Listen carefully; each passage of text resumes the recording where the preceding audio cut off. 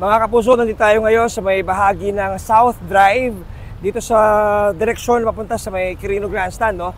At makikita natin sa aking likuran ay meron ng mga sasakyan na mga hinahatak ng mga tauhan ng Manila Traffic Bureau.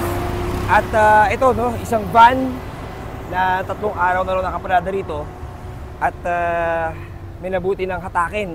Samantalang sa may bandang likuran, mga kapuso, meron ng isang kotse na yun, nasa ibabaw na ng truck, ano.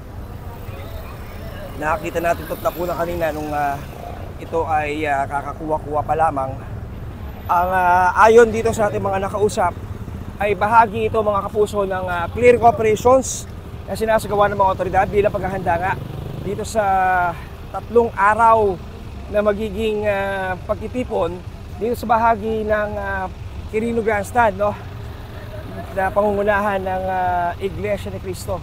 At sa ngayon ay ayon sa ating nakuhang impormasyon, isusunod na hahatakin itong mga coaching ito. Nako, dalawa daw dyan, mga kapuso, ay uminom ng alak kagabi at umuwing lasing, no, at sumakay na lamang daw ng taxi para pauwi dahil hindi na raw kayang magmaneho.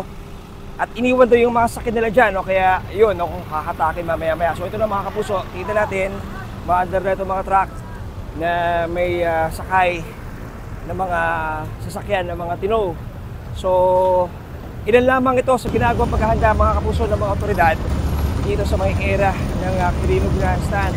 So tuloy-tuloy yung kanilang efforts na talagang matiyak na walang obstruction o magiging problema dito sa may area na to ng Maynila.